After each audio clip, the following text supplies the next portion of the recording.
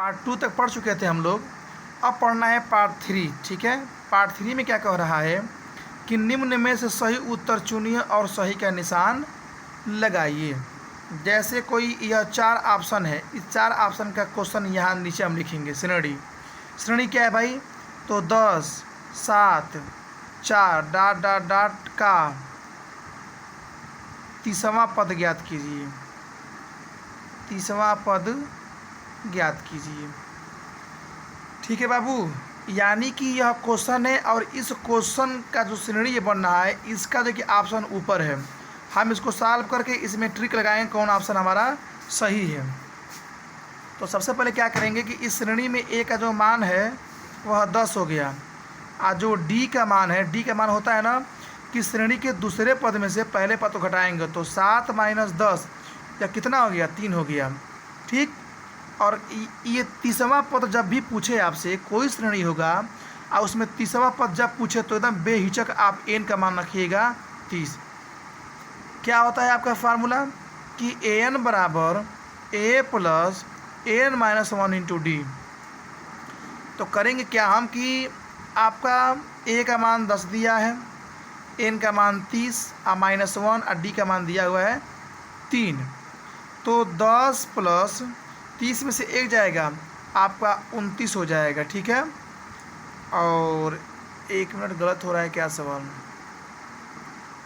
उसके बाद से हो जाएगा। ठीक है, 29 हो गया, और यह डी का मान -3 है तो गुणे -3, तो 10 प्लस माइनस माइनस हो जाएगा। 29 में 3 से गुणा करेंगे तो 87 हो जाएगा, आज जब घटा देंगे तो -77 आ जाएगा। क्या आ जाएगा? -77। इसलिए ऑप्शन नंबर सी सही है। समझेंगे एक बार।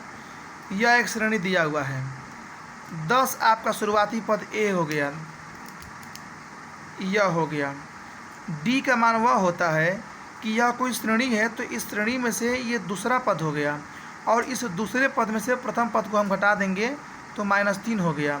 और जो 30वां पद पूछेगा, 40वां पद पूछेगा, 60वां पद पूछेगा, तो वह एन का मान होता है 30 हो गया। फार्मूला ऑलरेडी हम जानते हैं क्या होता है कि एन बराबर a plus n minus 1 into d होता है। ए का मान ऑलरेडी दिया हुआ है 10, एन का मान जो है कि 30 दिया हुआ है और 1 रख दिए, और डी का मान ऑलरेडी -3 दिया हुआ है। 10 लिख दिए, 30 में से 1 घटा दिए, 29 हो गया, यह -3 है। अब क्या किए कि 10 इसी तरह लिख दिए। इस पहले तो क्या किए कि इस सिंबल से इस सिंबल में गुणा किए हैं, प्लस से माइनस में गुणा करेंगे तो माइनस हो जाएगा, 29 से 3 में गुणा करेंगे तो 87 हो जाएगा, और इसमें से घटा दिए तो हमारा मान कितना गया? -77। इसका मतलब ऑप्शन नंबर कौन सही है? सी नंबर सही है। अगला क्वेश्चन हम सॉल्व करेंगे। अगला क्वेश्चन कह रहा है कि समांतर श्रेणी -3, -1/2, -2 और 11वां पद पूछ रहा है। इसमें 11वां पद पूछ रहा है, तो इसका मतलब हुआ कि ए का मान -3 दे दिया।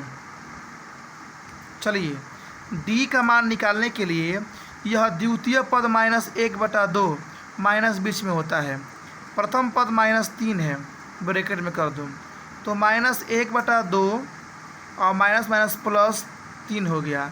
1 मान लो, एलसीएम ले लो 2, तो 2 से 2 में भाग करोगे तो 1 हो जाएगा, 1 से 1 में गुणा करोगे तो -1, प्लस 1 से 2 में भाग करोगे 1 हो जाएगा, 2 हो जाएगा, 2 से 3 में गुणा कर दोगे 6 हो जाएगा।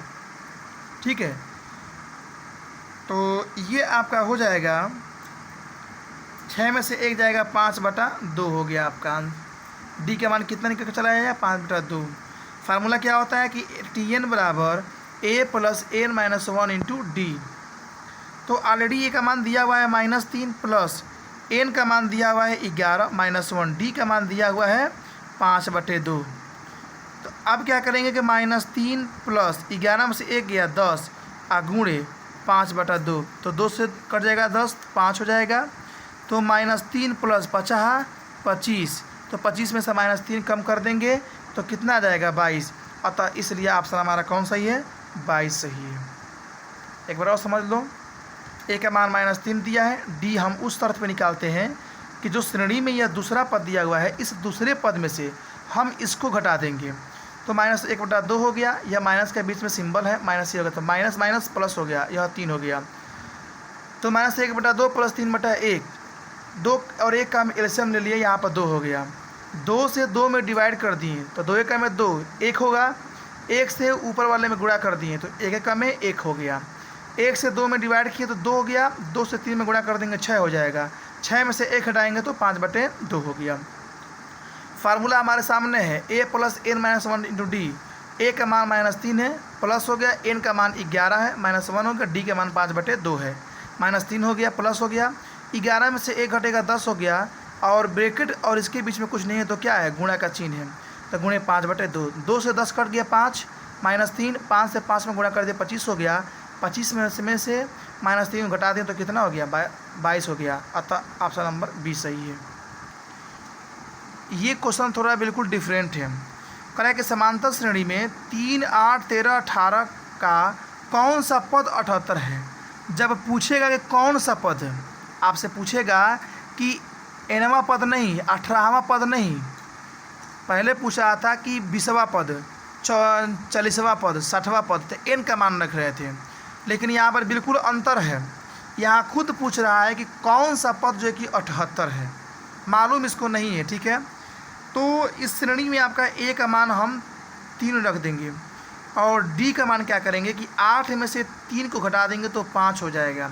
और जब ऐसा सवाल पूछता है कौन सा पद 78 है, कौन सा पद 40 है, कौन सा पद 60 है, तो वहाँ पर tn का मान जो है कि जो होगा रख देंगे। सूत्र होता है tn बराबर a + n-1 into D. a का मान 3 दिया हुआ है और tn का मान जो कि 78 दिया हुआ है, n पूछ रहा है, और d का मान 5 दिया हुआ है। 78 बराबर 3 + 5 से n में गुणा हो जाएगा 5n, माइनस 5 से 1 में हो जाएगा 5। 78 बराबर -5 में से 3 जाएगा तो -2 हो जाएगा, अब +5n। 78 बराबर है, इधर लेकर आएंगे तो -2 है तो आपका +2 हो जाएगा, अब 5n हो जाएगा। 78 और 2 को जोड़ देंगे तो 80 हो जाएगा, अब 5n हो जाएगा।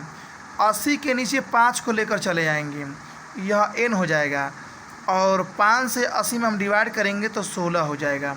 अतः n का मान क्या हो गया, 16 हो गया। यही हमारा आंसर हो गया। तो मैथ का पार्ट 1 बन गया, पार्ट 2 बन गया, पार्ट 3 बन गया, और पार्ट 4 आगे बनाया जाएगा। थैंक यू, धन्यवाद आपका।